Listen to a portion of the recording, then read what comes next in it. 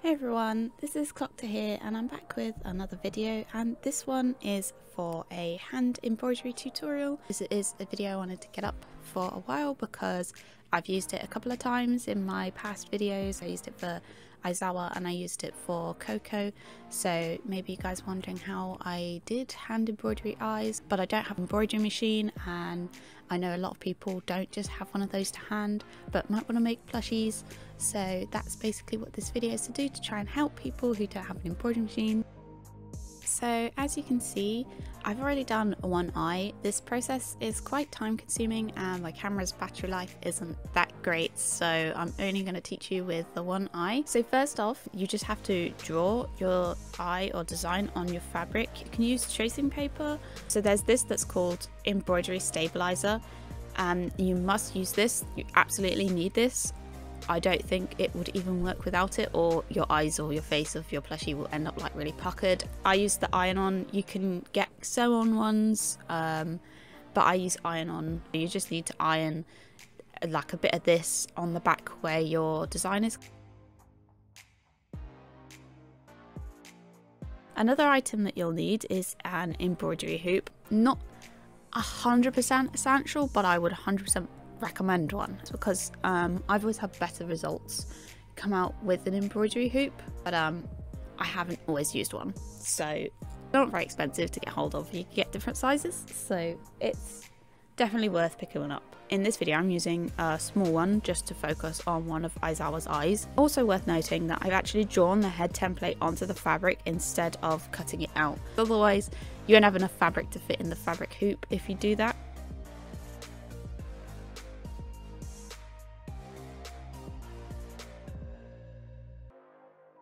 Any kind of thread will work. That you can get special embroidery threads, but I found that it doesn't really make a difference. If you have normal thin cotton thread, then I would just suggest to double it over to make it thicker, just because that will make things quicker for you. So to start with, I'm using some thick embroidery thread for the white insides of the eyes. Always start with the colour that's at the bottom of your design, so if you consider it like the furthest back, not the end of your thread, and start sewing to go along the shape of the eye of your design, whatever it is. Follow like the curve or the shape, either the part you're filling it in or the line you're following along. So curve your stitches around the curves. You have to keep stitching over and over in the same place to make sure that you feel the area and don't see the fabric underneath.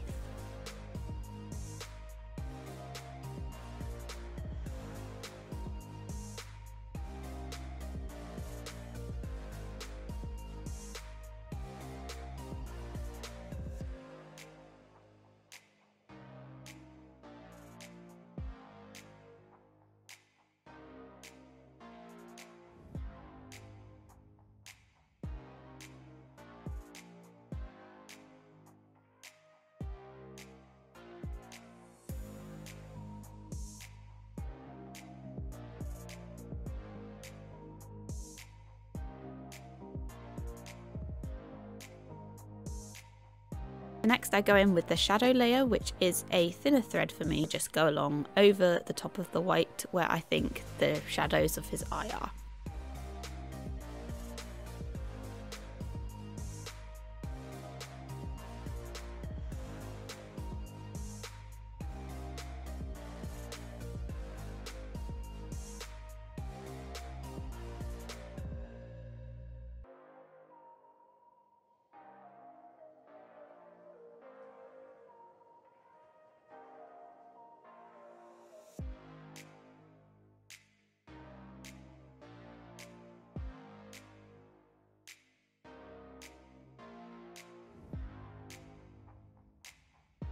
So next, back to my embroidery thread, I add the bloodshot eye details for Aizawa with single stitches. This obviously isn't going to be necessary for every character, but it's essential for Aizawa's character.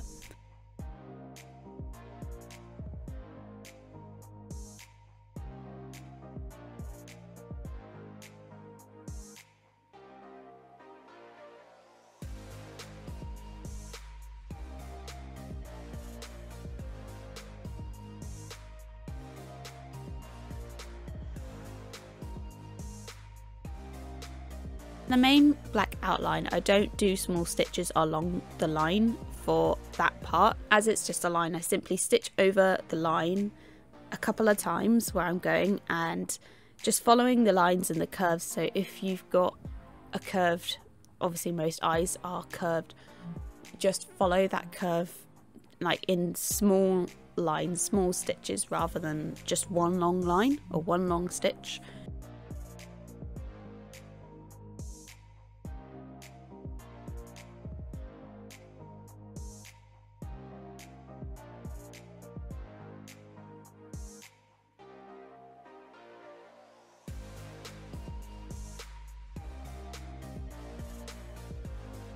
The pupils, I go back to the multiple stitch method and fill it in and then go around the edges. Basically to explain that for large areas it's tight close stitches and following the shape, but for lines / details you can just stitch along the lines.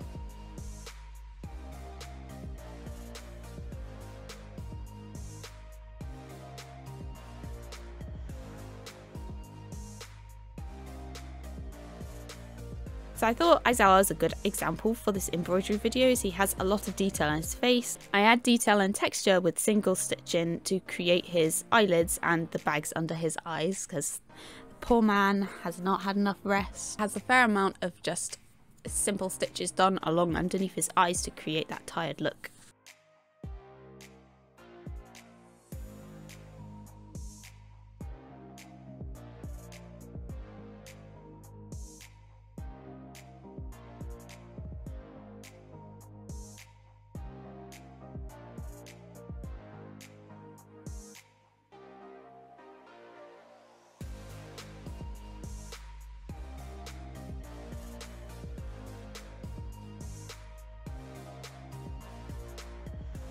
So I then draw on his scar and I fill it in with the repetitive stitching method before using the single stitches to outline it.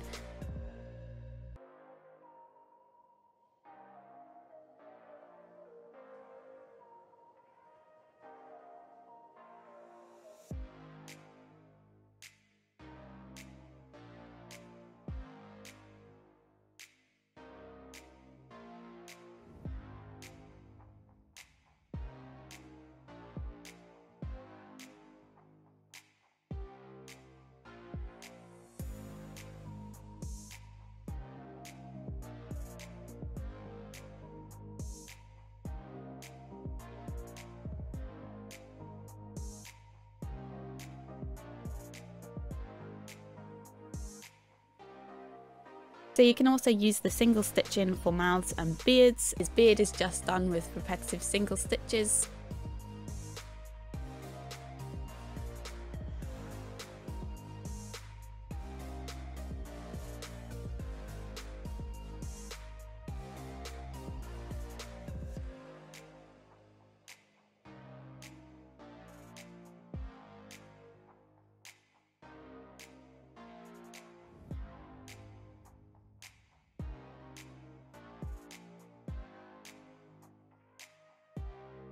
So overall, using embroidery is very effective and useful to know for these kind of details that maybe you think iron on transfer or paint wouldn't look right or how you'd like it. It is a very time consuming process, requires a lot of patience, but I think it is worth it in the end. It's worth noting that machine embroidery is not like this. Everything is small and neat with tiny stitches and it's done based on a computer design, but these machines are very expensive. Sometimes I use a sewing machine and I just use the zigzag stitch to go over the lines that I've created. Basically a real sped up method of doing it by hand. Sometimes I'll use it just to save time, but sometimes it is difficult to control it. I think you do have less control over it on the machine, but I do use it as well. So if you do have the same machine, you can always use the zigzag stitch on your sewing machine to do the same method by filling in the lines. So yeah, I think that's basically it. That's basically the explanation. So thank you all so much for watching. I hope this video was at least somewhat helpful to you. It's good to be back doing another tutorial. It's been a while, so I do hope that you liked it. If you did like it, be sure to drop me a like and let me know, and hit the bell to make sure that you keep up to date with more crafty and arty videos that I'll be doing. I've started posting pretty much every Friday now. So thanks again. I'll see you all in the next video. Bye!